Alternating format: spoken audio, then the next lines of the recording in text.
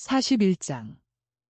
만일 요셉이 덜 거룩했더라면 하느님께서는 그에게 당신 빛을 주시지 않았을 것이다. 성모 마리아가 말씀하신다.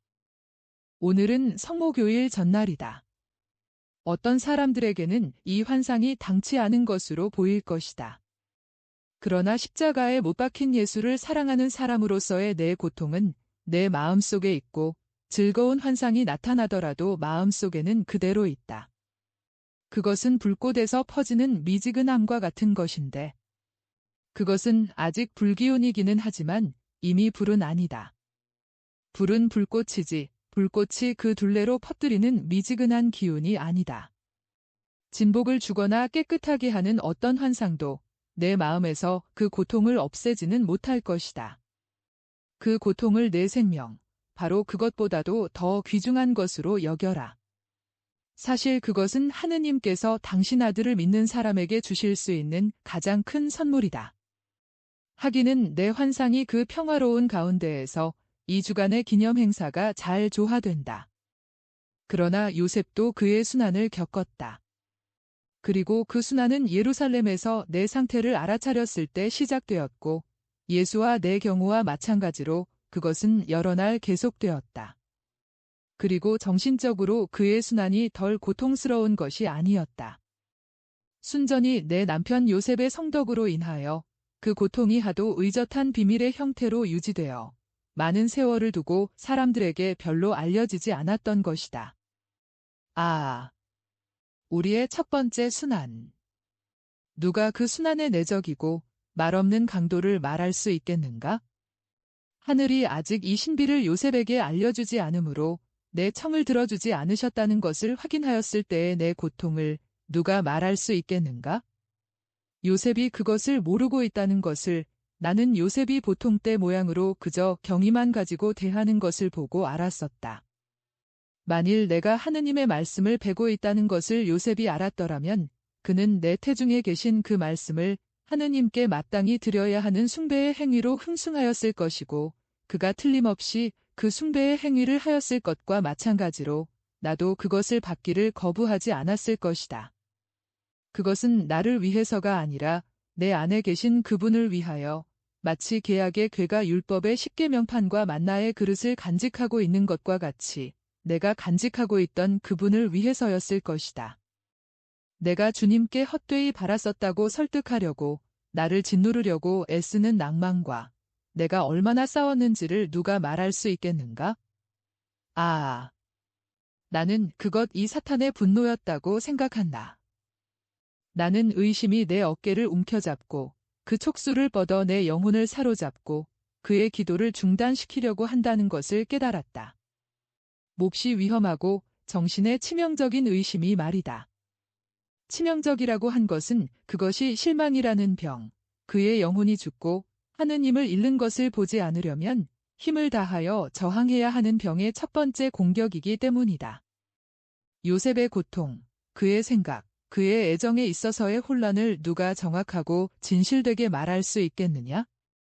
커다란 돌풍에 휘말린 작은 배와 같이 그는 서로 대립된 생각, 서로서로 더 괴롭고 더 가혹한 여러 가지 깊은 상념의 소용돌이 속에 갇혀 있었다.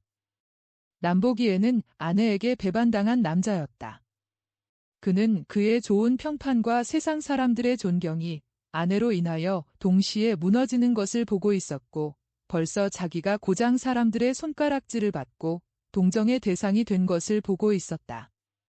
그는 내게 대하여 가지고 있던 사랑과 존경이 명백한 사실 앞에서 죽어 쓰러지는 것을 보고 있었다. 여기서 요셉의 성덕은 내 성덕보다도 한층 더 빛난다. 그래서 나는 그것을 아내로서의 내 사랑으로 증언한다.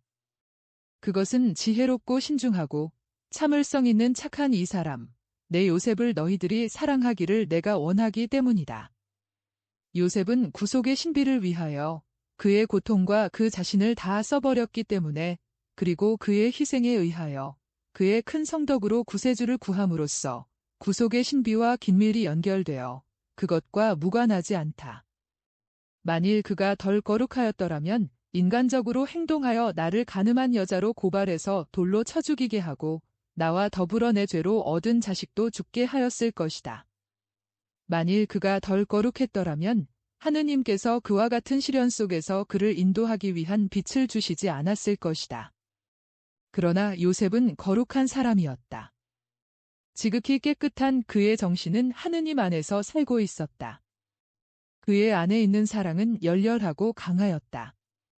그리고 그의 사랑으로 요셉은 너희들에게 구세주를 구해주었다.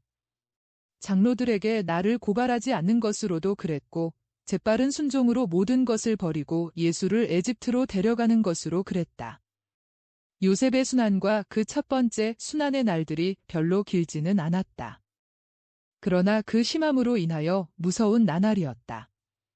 내가 순환을 겪은 것은 요셉의 괴로움을 깨달으면서도 말하지 말아라 하고 내게 말씀하신 하느님의 명령에 충실하기 위하여 그 괴로움을 그에게서 도무지 없앨 수가 없기 때문이었다. 그래서 우리가 나자렛에 도착하여 그가 간결한 인사를 한 뒤에 몸을 구부리고 말하자면 얼마 안 되는 사이에 늙어서 나를 떠나가는 것을 보았을 때 그가 늘 하던 것처럼 저녁 때 내 집에 오지 않는 것을 보았을 때는 내 자식들아 정말이지 눈물에 젖은 내 마음이 격심한 고통을 겪어야 했다. 혼자서 내 집에 들어박혀 모든 것이 천사의 알림과 성자의 강생을 내게 상기시키고 모든 것이 내 마음속에 티없는 동정으로 나와 결합한 요셉의 기억을 되살리는 집에 혼자 들어박혀 낙담과 사탄의 암시에 저항하고 바라고 또 바라야 하였다. 그리고 기도하고 또 기도해야 하였다. 그리고 요셉의 의심과 정당하게 분개한 의인으로서의 격분을 용서해야 하였다. 내 자식들아, 하느님께서 우리를 위하여 개입하시는 은혜를 얻으려면 바라고 기도하고 용서해야 한다. 너희들도 너희 순환을 겪어야 한다. 너희들의 죄가 그것을 가져다 주었다. 그 순환을 어떻게 이겨내고 기쁨으로 바꾸는지를 너희에게 가르쳐 준다. 한없이 바라고 의심하지 말고 기도하며 너희가 용서받기 위하여 용서하여라. 내 아들들아, 하느님의 용서는 너희들이 갈망하는 평화일 것이다. 지금 당장은 부활의 개선 후에는 침묵이 올 것이라는 것 말고는 다른 말을 아무 말도 하지 않겠다. 너희들의 구속자가 견디어내는 것을 동정하고 그의 한탄을 귀담아 들으며 그의 상처와 눈물을 세어라. 눈물 한 방울 한 방울이 너희를 위하여 흘렀고 그의 상처들은 너희를 위하여 입은 것이다. 다른 환상은 어떤 것이든 그가 너희를 위하여 완수한 구속을 상기시키는 환상 앞에서는 사라진다. 42장 나자렛의 마리아가 요셉에게 해명한다. 53일 후에 성모 마리아는 이 환상으로 다시 나타나기 시작하시며 이 환상을 이 책에 적어 놓으라고 말씀하신다. 내 마음에는 기쁨이 다시 생겨난다. 이는 성모 마리아를 보는 것은 기쁨을 차지하는 것이기 때문이다. 그러니까 나는 나자렛의 작은 정원을 본다. 마리아는 잎이 무성하고 빨개지기 시작한 열매가 주렁주렁 달려있는 사과나무 그늘에서 실을 잡고 있다. 사과들은 포동포동하고 볼그레한 어린아이의 뺨 같다. 그러나 마리아의 안색은 전처럼 아름답지 않다. 얼굴은 상아처럼 창백하다. 입술만이 거기에 연한 산호색의 곡선을 그리고 있다. 내리깔린 눈꺼풀에는 두 어두운 그림자가 있고 눈가는 울고 난 뒤처럼 부어 있다. 마리아가 그의 일에 주의를 기울이고 또 마음속에 괴롭게 고통을 겪는 어떤 사람같이 한숨을 쉬고 있는 것으로 보아 슬픈 생각에 한층 더 주의를 기울이며 머리를 몹시 숙이고 있기 때문에 눈은 보이지 않는다. 마리아는 온통 흰옷을 입었다.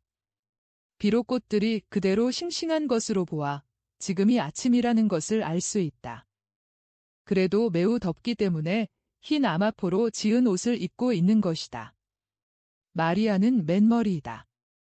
그래서 아주 가벼운 바람에 움직이는 사과 나무 잎들과 희롱을 하며 잎들 사이로 화단의 갈색 흙 위에 빗줄기를 내려보내는 태양은 금발머리와 순금빛 광택이 나는 머리카락 위에 빛나는 동그라미들을 그려놓는다. 집에서도 이웃에서도 아무런 소리도 들려오지 않는다. 정원 안쪽의 수반 속을 흐르는 물줄기의 졸졸 소리가 들린다. 마리아는 집의 바깥문을 과감하게 두드리는 소리를 듣고 소스라쳐 놀란다.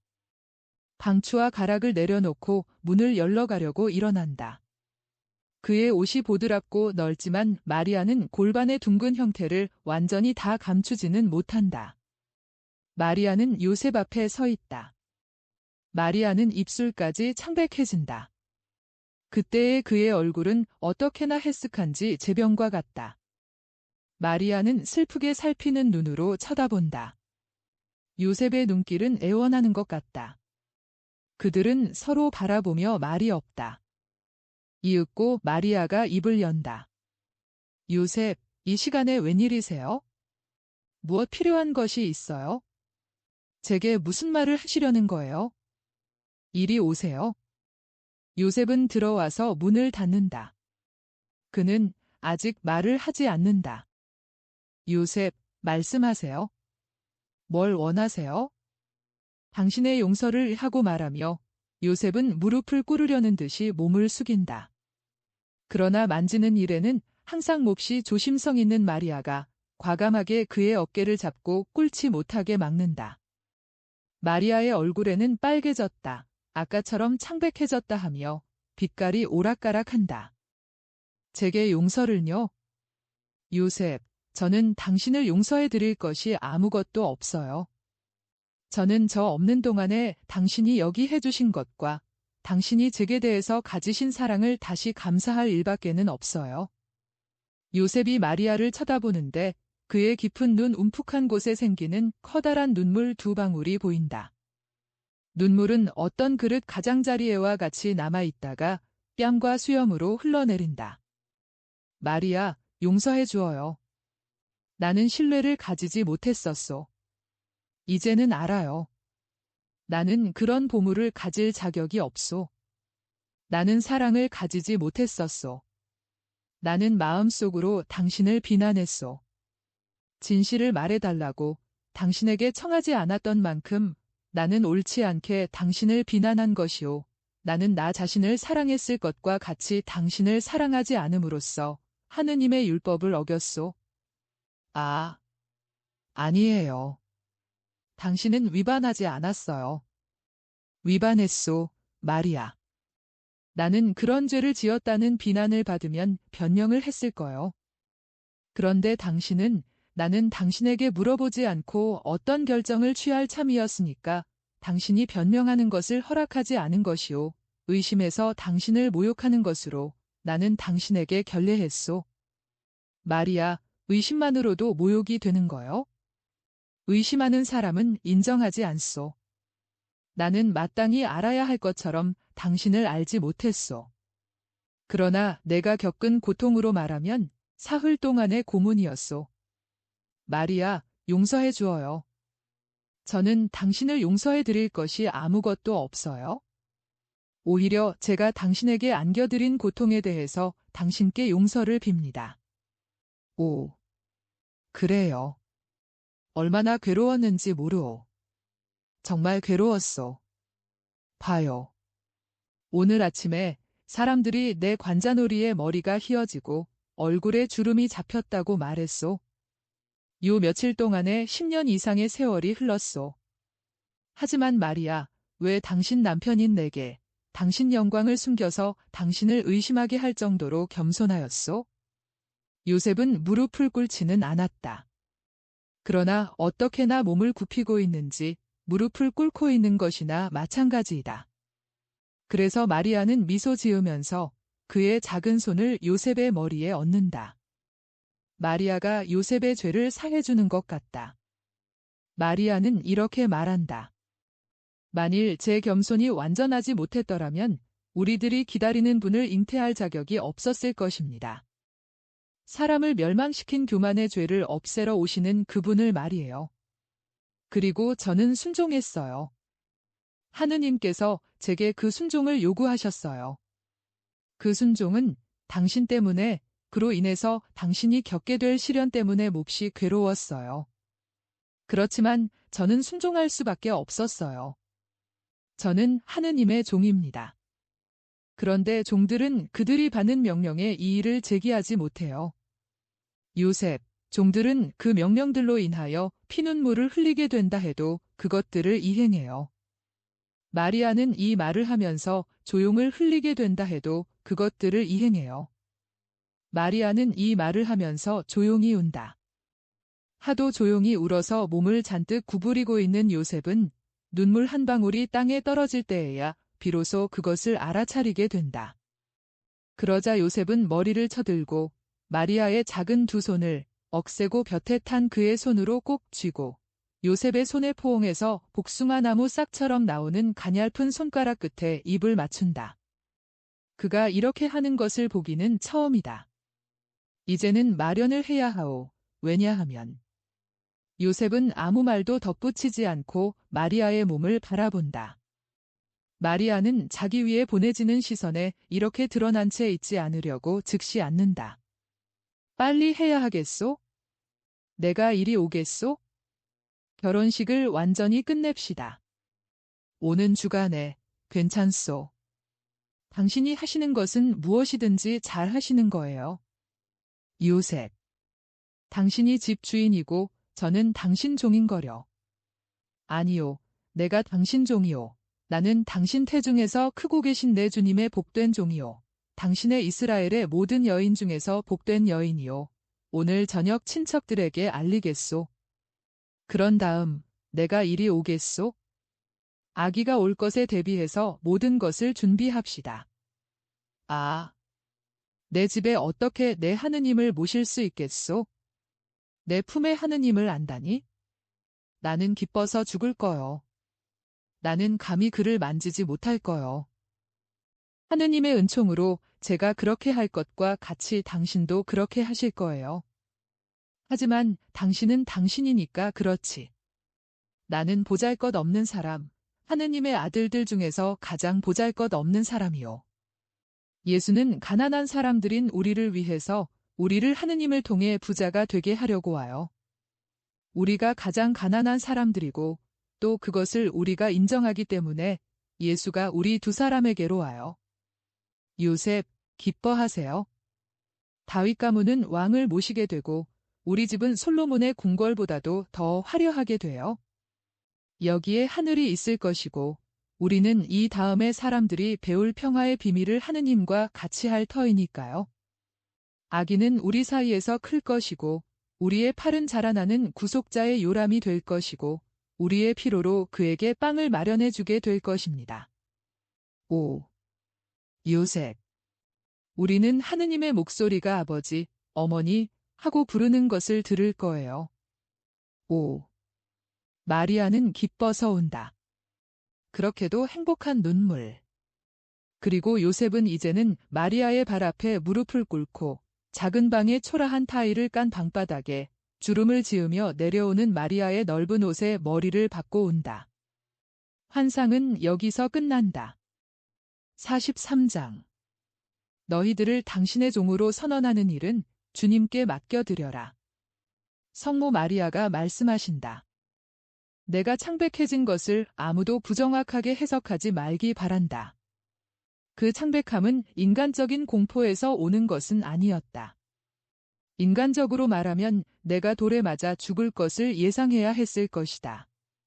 그러나 그것이 내 두려움의 동기는 아니었다. 나는 요셉의 고통을 괴로워하고 있었다.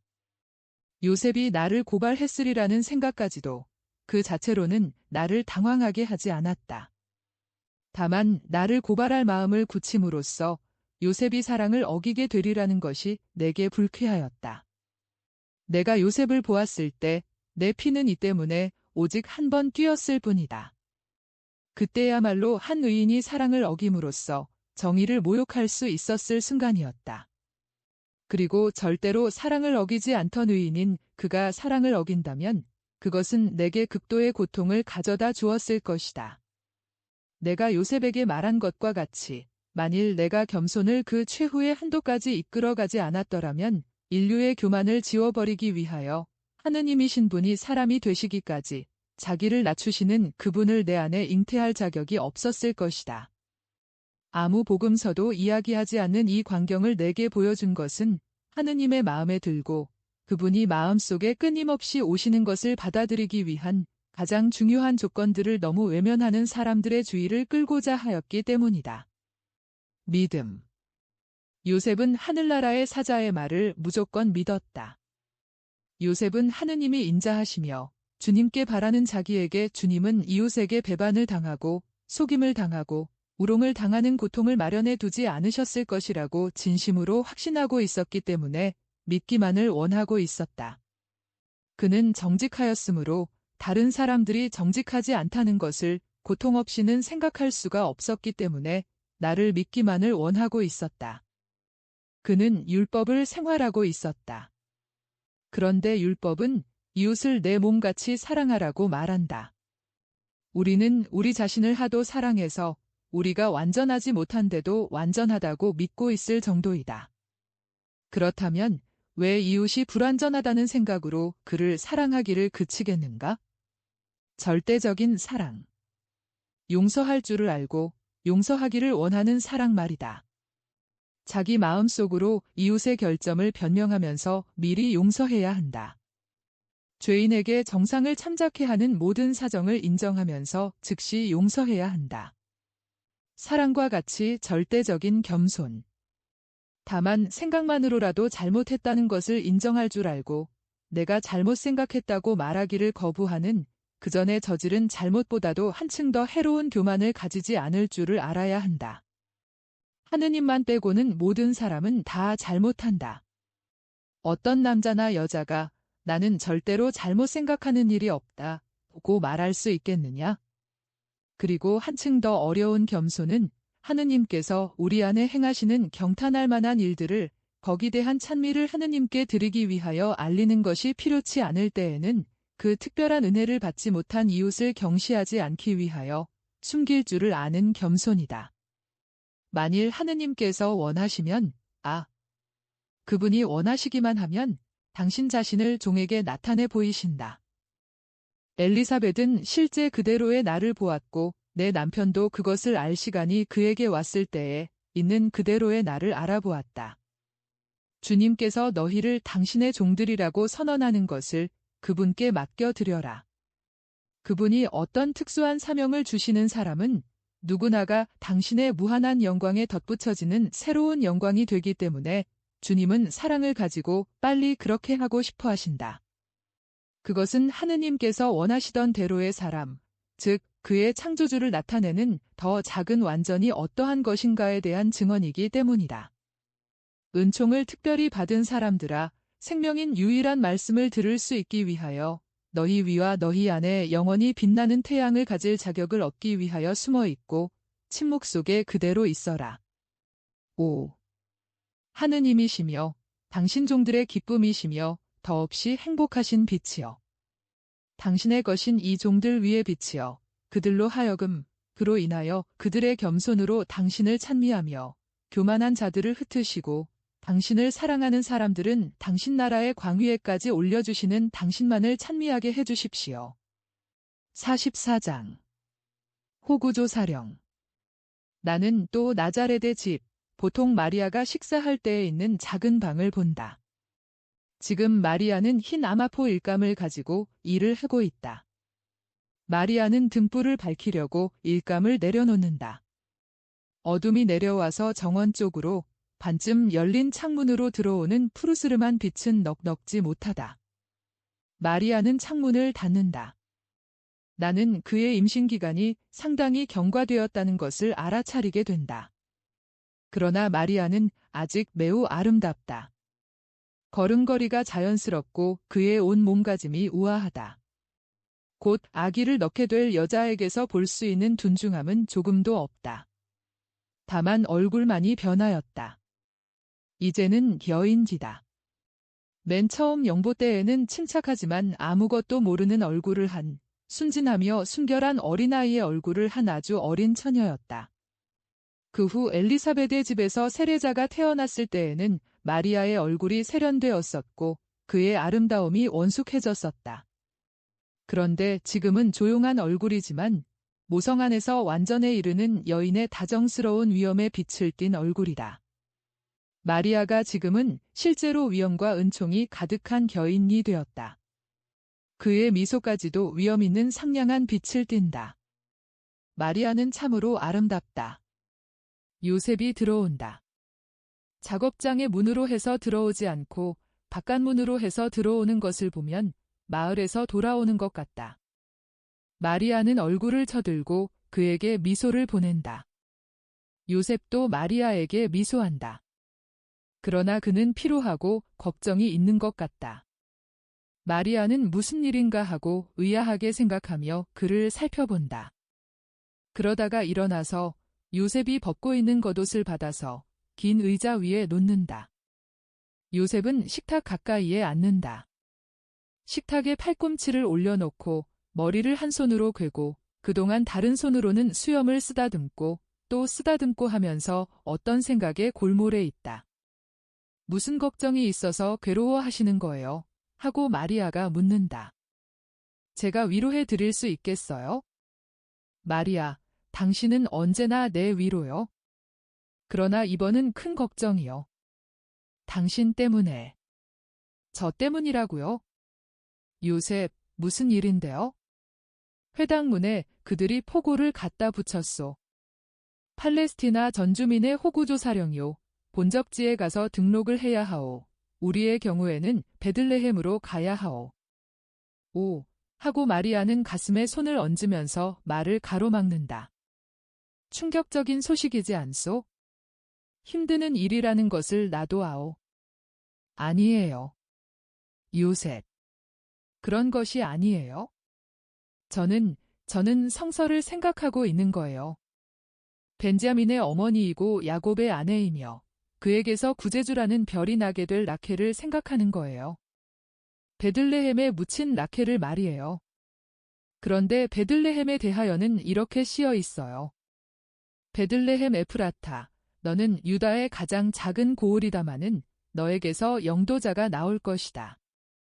다윗 가문의 언약된 영도자가 그곳에서 날 거예요. 당신은 때가 벌써 왔다고 믿는 거요? 아, 어떻게 한다. 요셉은 완전히 막막하다. 그는 동정의 눈길로 마리아를 바라본다. 마리아는 그것을 알아차리고 미소를 짓는다. 요셉에게보다도 자기 자신에게 미소하는 것이다. 이렇게 말하는 것 같은 미소이다. 그는 사람이다. 의인이지만 사람이다. 그는 사물들을 인간으로서 보고 인간으로서 생각한다. 내 영혼아, 그를 불쌍히 여기고 사물을 정신으로 판단하도록 그를 이끌어 오너라. 그러나 마리아는 친절로 요셉을 안심시킬 마음이 생긴다. 마리아는 거짓말은 하지 않는다. 그러나 그의 걱정에서 생각을 딴 데로 돌리게 하려고 애쓴다. 요셉, 저는 모르겠어요. 때는 가까웠어요. 그렇지만 주님께서 당신의 걱정을 없애시려고 때를 늦추실 수 있지 않겠어요? 주님은 무엇이든지 하실 수 있어요. 걱정하지 마세요. 하지만 여행은? 사람이 얼마나 많을지 누가 아오? 마땅한 숙소를 찾을 수 있을까? 우리가 돌아올 시간은 있을까? 그리고 만일 당신이 그곳에서 아기를 낳게 되면 어떻게 한단 말이오? 우리는 집도 없고 이제는 아는 사람도 아무도 없는데. 염려 마세요. 모든 것이 순조로울 거예요. 하느님께서는 새끼를 낳아야 하는 짐승에게 은신처를 찾게 해주셔요. 그런데 당신의 메시아를 위해서는 은신처를 발견하지 못하게 하시겠어요? 하느님을 믿읍시다. 그렇지요. 그분을 항상 믿읍시다. 시련이 크면 클수록 신뢰를 더 가져야 해요. 두 어린아이와 같이 그분의 아버지 같은 손에 우리 손을 맡깁시다. 하느님께서 우리를 인도하십니다. 그분께 우리를 완전히 맡겨 드립시다. 하느님께서 지금까지 우리를 얼마나 사랑으로 인도하셨는지 보세요. 아버지도, 아버지들 중에서 제일 착한 아버지도 우리에게 그만큼 배려를 하지는 못했을 거예요. 그분의 아들이 되고 종이 되어 그분의 뜻을 따릅시다. 아무런 불행도 우리에게 올 수 없어요. 이 폭우까지도 하느님의 뜻이에요. 도대체 카이사르가 누구입니까? 하느님의 손에 들려있는 하나의 연장이에요. 아버지께서 사람을 용서해 주시기로 결정하신 때부터 그분은 당신의 그리스도가 베들레헴에서 나도록 미리부터 사건들을 결정해 놓으셨어요. 유다의 가장 작은 고을인 베들레헴은 아직 존재하지도 않았는데 그 영광이 벌써 예고되었어요. 이 영광이 나타나야 했어요. 하느님의 말씀은 거짓말을 할 줄을 모르니까요. 만일 메시아가 다른 곳에서 나면 하느님의 말씀이 거짓말을 하는 것이 될 거예요. 그래서 여기서 아주 먼 곳에 권력자가 일어났어요. 그는 우리를 정복했고 지금 세상이 평화를 누리고 있는데 자기 신인의 수효를 알고자 해요. 5. 요셉, 우리가 이 평화의 순간의 아름다움을 생각하면 우리가 좀 필요한 것쯤이 무엇이에요? 이걸 생각하세요. 세상에 증오가 없는 한때. 그 빛은 숭고하고 그 영향은 구속인 별 뒤뜨기에 이보다 더 다행스러운 시간이 있을 수 있어요. 요셉, 두려워하지 마세요. 만일 길이 안전하지 못하고 군중 때문에 길을 가기가 어렵게 되면 천사들이 우리를 지키고 호위할 거예요. 우리를 호위하는 것이 아니라 그들의 왕을 호위하는 것일 거예요. 만일 우리가 은신처를 찾아내지 못하면 천사들이 그들의 날개로 우리를 보호해 줄 거예요.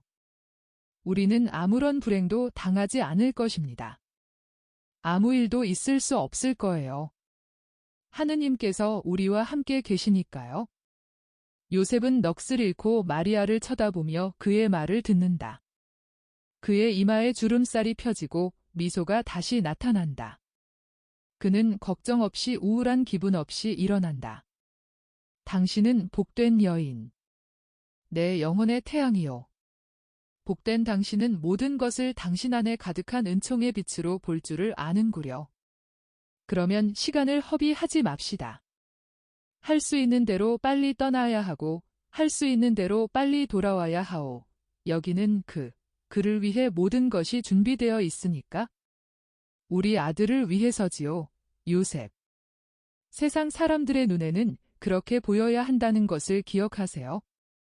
아버지께서는 그의 강생을 신비로 둘러싸셨어요. 그러니 그 비밀을 폭로하는 것은 우리가 할 일이 아니에요. 예수, 그가 때가 되면 그 일을 할 것입니다. 마리아가 제수라고 말할 때 그의 얼굴, 시선, 표정, 목소리의 아름다움은 묘사할 수가 없다. 그것은 벌써 황홀이다. 그리고 이 황홀로 환상은 끝난다.